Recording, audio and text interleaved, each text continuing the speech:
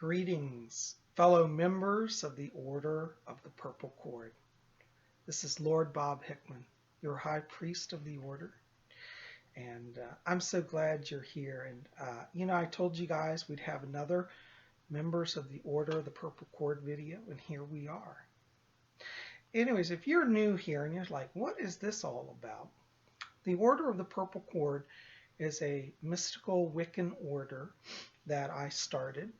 And I run it in conjunction with Lady Angela McAllister, who is the High Priestess. And if you want to learn more about that, I'm going to put links below to our Facebook page and also to my website where you can register. And I hope you'll explore us. Anyways, whether you're a member or not, you're welcome to watch this video, and hopefully you'll learn more about the order. Anyways, I thought today we would talk about the Sabbats and setting up a seasonal altar. A lot of you wrote to me and you said, Psychic Bob, you didn't do a video for Lammas. And I was really busy and didn't get a video out for Lammas. But I was looking at my Wheel of the Year back here, and I thought, well, it doesn't actually have to be on Lammas.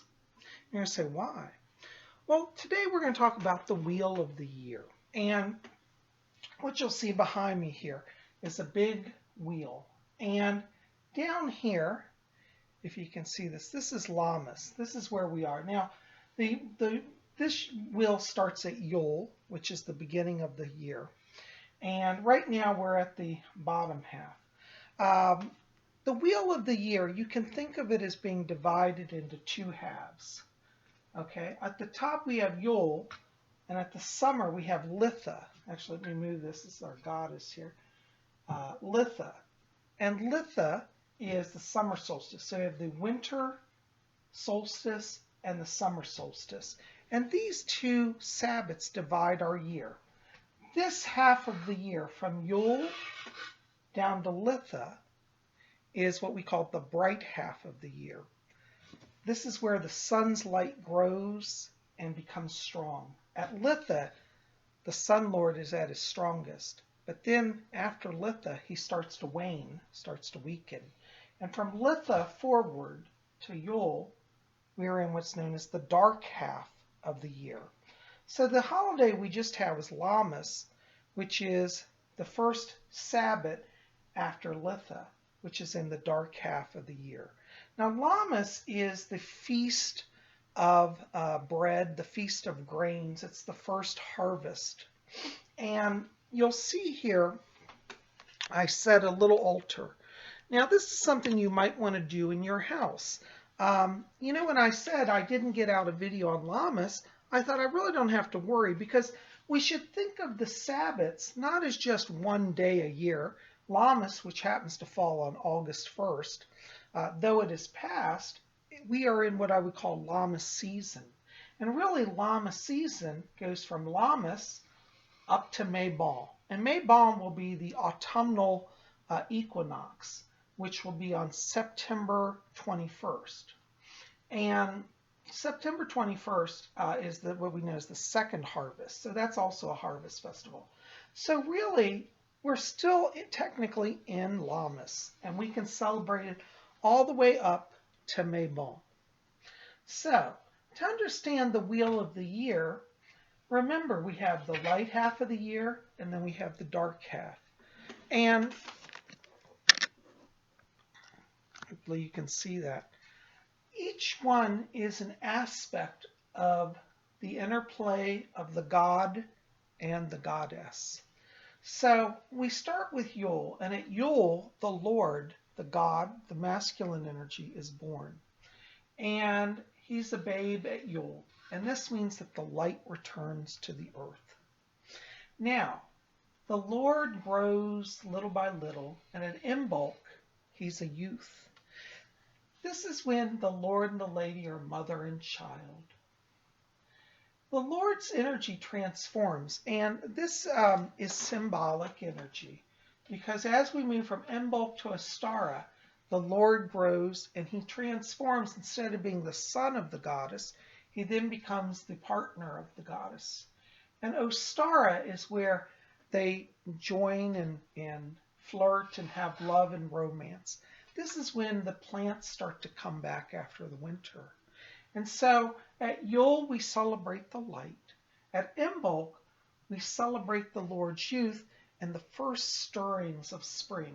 Even though Imbolc falls in February, it's still a time when, if you are very sensitive, you can sense that even though there's snow in many places in February, this is on February 2nd, Imbolc falls, there's just the beginnings, the hint of life under the snow.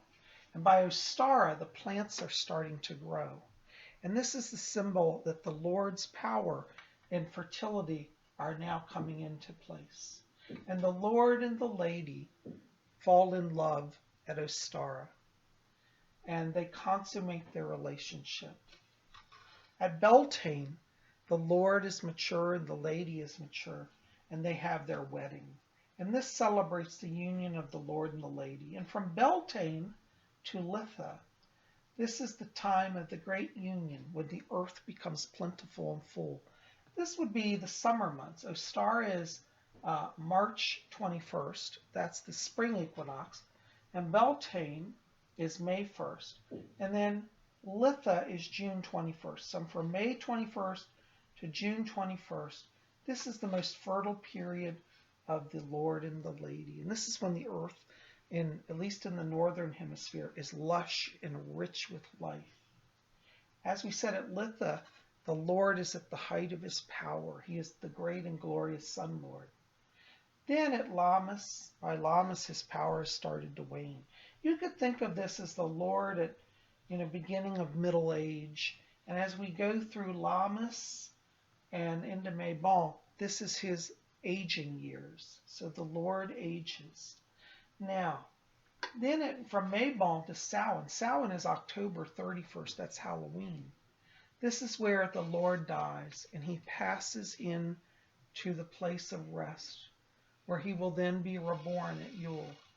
The Lord is continually reborn and dies and gives his life for all the world. As I said, right now we're at Lammas. And so to celebrate Lammas, I created a special Lammas altar. And for Lammas, it's interesting because I tend to do my altars around colors. And this is set with, as you see, we've got down here at the bottom, a brown altar cloth.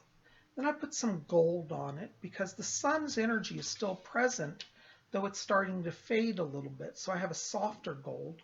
And we still have green outside. It's not totally dead earth. So the colors of brown and gold and muted green, I feel are wonderful colors to have for this Sabbath. Now I've set the altar with some candles. Here's a candle done in gold. And I have some orange here, the hint that fall is coming, and green because we still have green. And as we move through the seasons, I'll change this. So now we're at Lammas. By Mabon, I'm going to change the altar, and we'll have slightly different colors and a different setup. So we'll have another video at Mabon to show how the altar is changed. But this feast, Lammas, is known as the Feast of Bread. And so I have set out here an offering of bread to the Great Mother, the Grain Goddess. Now, some people say it's the Grain Lord or the Grain Goddess. Really, I think it's both. But in this case, I've chosen to honor the Grain Goddess. And this is a statue of Demeter, who is the corn mother or the grain mother of ancient Greece. And so we have her here. And so each night I will burn my candles and say prayers and give thanks. And I make regular offerings of bread during the Lammas season. So this is something you might want to incorporate into your own home. You might want to have a wheel of the year. You don't have to have a big expensive tapestry like this. You could simply make one on cardboard even and paint it and hang it on the wall and set up a little altar that you could do in seasonal colors. I'm keeping this as a permanent altar in my house.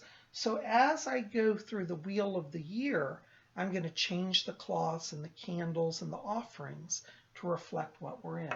So for example, when we get up to Yule time, You know, the Yule colors are red and green. So we'll set this in beautiful red and green candles, and we'll have evergreens. It's going to be beautiful. So, you know, I hope that you'll consider traveling the Wheel of the Year, and I hope this gives you a little insight into the Wheel of the Year. You know, for those of you who are new to Wicca, you know, when I was first new to Wicca, I didn't understand all this. And so I thought, you know, I'm sure there's some of you out there saying, well, I don't know the Wheel of the Year. I don't get it. I don't relate to it. Try to observe the energies of the earth. Observe the energies of the sun. Is the sun growing and waxing, or is it weakening and waning? Get to know the feel of the earth. If you work closely with the Wheel of the Year, it will really put you in tune with Mother Nature and also Father Nature. And you will get a sense of the shifting energies. It's a wonderful way to get in touch with your spirituality. You know, I used to live in an apartment where I had a tree literally on my balcony. It came right across my balcony, the branches did. And I got to know the Wheel of the Year by spending every Sabbath talking to this tree. And so I could see, as like now we're in Lammas, my tree would start to yellow. And then by Mabon, the leaves would start to fall. And by Samhain, my tree was bare. And then I would see it in the winter with ice. And as I went through the year, I saw the life cycle of the tree. And I really got to understand the cycle of the Wheel of the Year. And it became a great blessing to me. And it is really a profound mystery. And I hope that that will help you because, you know, as I said, when I was first new to Wicca, I didn't understand all these holidays. I was like, what's Mabon? What's, you know, Samhain? What's Lammas? None of it made sense until I understood the secret, which is know the life cycle of the earth. And as you walk through that cycle, the mysteries of the Lord and the Lady and Gaia will reveal themselves to you. Anyway, so you might want to think about setting up a Lammas altar. Don't worry that we missed it on the 1st. It's Lammas really all the way up until we get to Mabon, which is September 21st. And I hope that you will set up a little altar. It doesn't have to take up a lot of space. As you can see, this little one, it's very small, just takes up a small little table next to my chair here in my living room. But it's a wonderful little place, and I can come and pray and meditate and commune with the Lord and the Lady. So anyways, I hope this helps you and gives you some ideas for your home, how to incorporate some spirituality into your daily life. I'm so glad you guys are here. Listen, this is Lord Bob, and I hope that you will consider coming out and joining the Order of the Purple Cord. We now have an official t-shirt. I don't have one yet to show you. I have to get it shipped here. It's on its way. But when it gets here, I'll show it to you. But in the meantime, go over to our Facebook page and also go to rarewiccaspells.com. I'll put the links below. And talk to Lady Angela. She'll help you to connect also with that t-shirt. She's managing the store that sells, I believe it's on Zazzle. So check that out. You can get an official t-shirt. And we're going to have more t-shirts coming. We're going to actually have a whole series of different shirts. So be watching. Keep watching. You're going to have a collection of them. Anyways, guys, I'm so glad you're here. And I send you my blessings. And may the gods be with you. Blessed be.